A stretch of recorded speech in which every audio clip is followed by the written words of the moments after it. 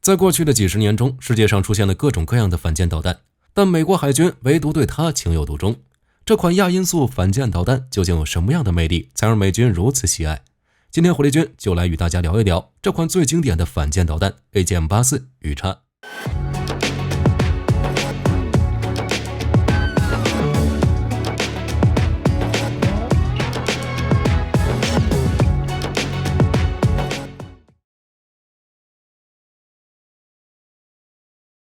2022年6月，两枚 AGM-84 鱼叉反舰导弹以 0.9 马赫的速度低空飞行。根据现场画面显示，两枚鱼叉导弹以15秒的间隔一前一后命中了舰船。随后，舰船发生弹药殉爆，发生了大爆炸。而在袭击的过程中，俄军防空系统没有发挥任何作用。事实证明，这枚已经服役50余年的老将依旧可以在现代战场上照样横行。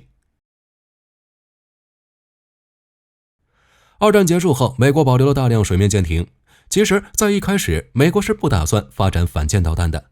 毕竟美军依靠航母舰载机就可以很好的完成反舰任务。但对手苏联却不一样，面对美军庞大的航母舰队群，苏联转变了策略，打算走海洋封锁的道路，大力发展潜艇、水雷以及反舰导弹，以此来应对美军庞大的舰队。在当时，苏联潜艇装备了最新的 SSN-3 沙道克反舰导弹，拥有着750公里的射程。不过，这款潜射导弹有个缺点，在潜艇发射导弹的时候，必须要浮出水面才可以。由于苏联潜艇在发射 SSN-3 导弹时必须保持在水面上，察觉到这一点的美军为了反制苏联潜艇，启动了一项空射反舰导弹的计划，可以在苏联潜艇发射 SSN-3 导弹时抢先发射反舰导弹将其击沉。由于这种攻击状态类似捕鲸船利用鱼叉攻击浮出水面的境遇，于是美军便将其命名为捕鲸叉或者鱼叉反舰导弹，射程需要达到40公里。然而，反舰导弹的项目虽然启动了，但美军依旧没有那么上心，因为当时的核武器可以帮助美军解决大部分威胁，美军也就一直无法确定反舰导弹的需求。直到1967年六日战争爆发后，美军才改变了观念。在这场战争中，埃及海军利用导弹快艇发射 SSN-3 反舰导弹，成功击沉了以色列的埃拉特号驱逐舰，这让当时的美军倍感震惊。到了这个时候，美国才真正意识到反舰导弹的威力，立刻拿出手头上现有的鱼叉导弹项目，射程也来到了74公里。1970年，美国海军作战部长埃尔默·朱姆沃尔特加速了鱼叉反舰导弹的研发，并作为他的60项目计划的一部分。计划在提康德罗加级巡洋舰之类的水面舰艇上增加需要的打击力量，通过原本以潜艇为目标的设计，改变了打击水面舰艇。自此，纵横海上50年的 AGM-84 鱼叉导弹诞生了。首批鱼叉反舰导弹于1972年10月生产，迄今为止，生产数量已经超过7500枚，全球有多个国家或地区正在装备这款反舰导弹。目前鱼叉导弹拥有2个批次，共计10个型号。现役的有 AGM-84 Block 1 CD-EFG， 已经少量装备的 Block 2，其中 Block 1 EF 为陆基防区外攻击性， Block 1G 是美军现役的主要型号。在20世纪90年代，美国为了抢占国际军火市场，鱼叉导弹开始衍生出三军通用版本， AGM-84 为空射型， AGM-84 为箭射型， UGM-84 则为水下潜艇发射型。不过外界一般统称为 AGM-84， 因为它们的基本结构都是相同的。除此之外，鱼叉导弹还有岸基发射型号，台湾就装备了不少这款导弹。最开始的 AGM-84 Block 1A 采用了惯性制导与制动雷达制导模式，探测范围24公里，用来打击开阔水域的水面舰艇。在探测到目标后，鱼叉会先跃升到1800米的高度，然后以7度的角度向下俯冲，穿入敌方舰艇或直接在军舰上空引爆，利用这种攻击方式摧毁舰艇的上层结构与电子系统。因为在初期，美军考虑到苏联的远洋舰艇的吨位庞大，仅凭200公斤的战斗部还不足以使其失去战斗力，美军还需要再出动舰载机才能将其击沉。Block 1B 型号则是专门为英国皇家海军开发的，后来也在美国海军中装备了，改用了燃烧效率更高的 GP10 燃油，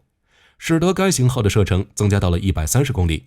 同时 Block 1B 还改良了巡标器，末段飞行弹道也改成贴海平飞，可以直接打击水面舰艇的水面部位。1985年 AGM-84 Block 1C 开始服役，这是 Block 1B 的改良型，升级重点是导引系统，包括提升电子反制能力、改良引信以及增强突防能力等。射控系统升级为 ANSW-1A， 能够与 Block 1C 使用的多种传感器相互配合，以此来提高导弹的突防能力。例如，可以经过计算后设定多枚导弹的不同转折点，使其可以在同一时间内以不同的方位攻击目标，让目标的防空系统难以招架。同时还能根据海况或者目标属性选择末端攻击模式，包括贴海平飞与拉高俯冲。在突防方面 ，Block EC 使用的导引系统可以预先设定3个巡航转折点，使得敌方水面舰艇难以得知发射平台的原始方位。同时 ，Block EC 还能改变飞行高度，并变换主动雷达开启的时间点与目标距离，以此来混淆敌方水面舰艇的防空系统。为了规避地形或者避开其他目标 ，Block EC 还可以在发射初期以比较高的飞行高度避开障碍物，在靠近目标时恢复贴海飞行。等到了 AGM-84 Block ED 型号，同时进一步改良导引系统，采用速度更快、储存器更大的中央处理器，并强化了电子反制能力，采用了部分 AGM-84E 对地导弹的技术。在该型号中还采用了一种立体交叉搜索模式，如果导弹在进入目标区域后无法找到目标或者受到干扰，导致无法进行攻击的情况下，导弹会自动进入等待航线，并立刻展开立体交叉搜索来寻找目标进行攻击。另外 Block ED 型在弹体加长之后，虽然重量增加了90公斤，燃料装载量也获得了提升，使得最大射程增加到278公里。不过 Block ED 续航增加并不是为了延长攻击距离，而是为立体交叉搜索模式下提供所需要的续航动力。由于弹体加长，为了增加导弹的稳定性，预计将 Block ED 的弹翼向前移动。此外 Block ED 还因为加长的缘故，无法兼容美军潜艇的533毫米鱼雷管。该型号并没有发展出前射型号。此外 MK13 单臂发射器与 MK16 8连装发射器同样无法发射这款导弹。1991年，美军在贝克纳普级导弹巡洋舰成功试射了 AGM-84 Block ED 型，但随着苏联解体 ，Block ED 的量产计划遭到了取消，最后只选择生产改装套件，来对现有的 Block EC 型进行升级。此外，根据 Block ED 型发展而来的 Block EG 型拥有新型巡标器，并具备重复攻击能力，于1996年通过测试，并逐渐进入海外市场。鱼叉反舰导弹的一个重要发展阶段是 AGM-84 Block 2型，又被称为 AGM-84L， 同样拥有潜射、箭射以及空射版本，大多数是以 Block EC 型号改良而来，射程为152公里，兼顾反舰与陆攻两种能力，换装了新型主动雷达、红外双巡标器，可以大幅增强突防能力。此外，与新型导引系统结合的还有 GPS 定位系统、惯性导航系统，还有波段数据链系统以及新的软件控制系统。其中 GPS 天线、接收器以及数据链沿用了 AGM-84H 陆攻导弹，巡标器则是沿用了 AGM-65D 小牛空地导弹， GPS INS 则是直接使用了 GDM 联合打击导弹。之所以会选择现有组件，主要还是为了降低成本，同时还能保证系统的稳定性。除了以上型号以外，鱼叉还发展出了 Block 3型，是在现有的 Block EC 型上进行改良的，通过升级组件来提升导弹的性能。然而，由于升级组件中的数据链开发延误以及国防预算削减等因素，该项目最终在2009年取消了。2015年，美军在 Block 2型的基础上再次增程，名为 Block 2加。该导弹使用更轻量、杀伤力更强的弹头和改进的桨叶发动机，使导弹的射程增加至280公里。直到目前，该型号的鱼叉不仅仍然是美军反舰利器，虽然在主要参数上，包括速度与隐身等方面，鱼叉反舰导弹并非是目前最先进的，但依旧不可小觑其实力。尤其是美国在不断对鱼叉导弹进行升级，使其在掠海飞行的稳定性与隐蔽性方面还是非常厉害的。并且鱼叉反舰导弹还多次经过实战，在当初伊朗与美国关系还不错的时候，伊朗就从美国采购了部分鱼叉导弹。在与伊拉克作战中，利用鱼叉导弹成功击沉了苏 L78 两栖支援舰。而在1986年，美军约克顿号巡洋舰利用鱼叉导弹成功击毁了利比亚的一艘巡逻舰。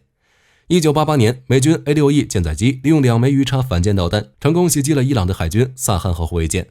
虽然当时并没有击沉，但后来美军又出动了驱逐舰，对其补射了1枚鱼叉导弹，成功将其击沉。在这次的俄乌冲突中，乌军就获得了北约援助的鱼叉反舰导弹。2022年4月，英国率先援助了鱼叉反舰导弹。当时的乌克兰正在经历敖德萨被俄罗斯海军威胁阶段，鱼叉导弹到来的意义不言而喻。等到了2022年6月，鱼叉导弹便创造了第一个战果。当时乌克兰海军宣布，利用2枚鱼叉导弹成功在蛇岛附近击沉了俄军的瓦西里·贝克号远洋拖船。当时这艘军舰正在向蛇岛运输武器弹药，2枚鱼叉导弹一前一后精准命中目标，并使得运输的弹药发生殉爆，整个过程只有15秒。虽然这项战果与北约情报支援有很大关系，但是鱼叉自身的稳定性、弹体可靠性以及自身的科技属性，也是美军装备能重挫俄军的重要原因之一。而随着战争的发展，美军也开始发展鱼叉反舰导弹的下一代主力导弹。在本世纪初期，美国国防部高级研究计划局便开始研发一种射程不低于500公里的反舰导弹，由洛克希德公司负责，其目标是研制具有不同性能但构造最大限度统一的2种反舰导弹型号。由于是2种反舰导弹型号，所以在项目的第一阶段发展出2个型号，一个是亚音速的 LRASM-A 型号，另一个则是采用冲压发动机，速度能够达到超音速的 LRASM-B 型。其中 LRASM-A 导弹战斗部450公斤，射程可以达到550公里至600公里，可以通过 MK41 垂发系统进行发射，而 LRASM-B 型飞行速度就快很多了，同时射程也更远，可以达到800公里以上。另外，美军发展 LRASM 反舰导弹，目的就是为了取代鱼叉导弹，所以 LRASM 同样会发展出多种版本，空射、箭射以及潜射等。然而，在2012年，美军认为 LRASM-B 型单价过于昂贵，最终停止了 B 型的研发。同时 ，A 型也取消了潜射版本，最终只剩下空射与箭射版本。从外形上来看 ，LRASM 导弹采用了隐身设计，因为这是基于 AGM-158B 防区外空地导弹发展出来的反舰导弹。所以 LRASM 的横截面并非传统导弹的圆形或扁圆形，而是采用了多边形设计，而这与隐身飞机的设计有些类似。LRASM 正面的雷达反射截面积只有相同尺寸导弹的1%。此外 ，LRASM 在结构上大量使用了复合材料，并在弹体表面使用了新型锡箔材料，进气口也采用了锯齿状嵌入式设计，尾部的发动机喷口也采用了埋入式矩形喷口，利用弹体尾部遮蔽导弹发动机的高温排气。在这一系列措施下 ，LRASM 的突防能力大幅增强，能够有效突破敌方多层舰载防空系统的拦截。除了外形以外 ，LRASM 与传统反舰导弹还有着许多不同。首先，传统反舰导弹在打击目标时，需要发射平台提供前期的火控数据，在发射之后的一段时间内，还需要提供中继制导，从而保证末段对目标的捕捉能力。但 LRASM 不一样，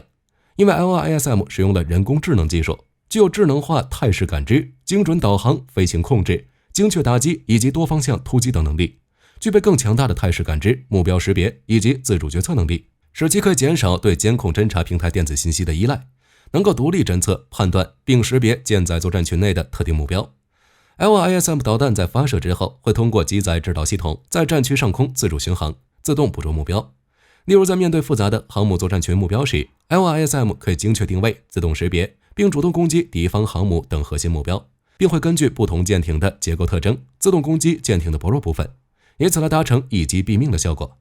美军之所以进行 LRASM 项目，就是希望在远程巡航导弹上集成先进的对海探测技术，以此来识别特定目标，帮助导弹对其他平台的情报、监视、GPS 制导以及数据链等方面的依赖，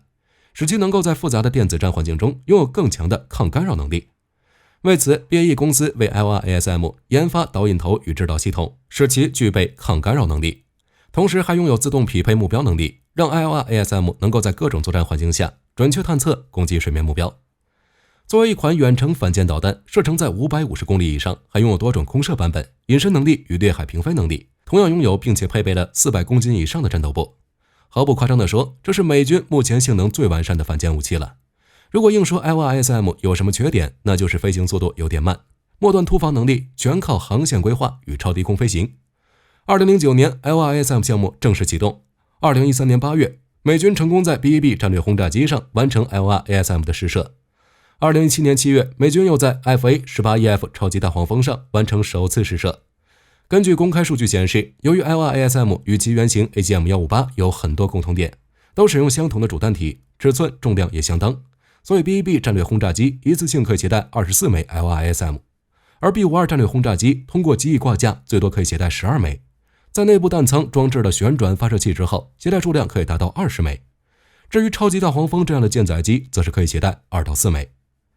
除此之外，美军还计划在 P8 反潜机上装备 LRASM 反舰导弹，以此来增强 P8 的反舰作战能力。美军在完成 P8 集成 LRASM， 还会进行 F-35 战机的集成，让 F-35 也拥有先进的远程对海打击能力。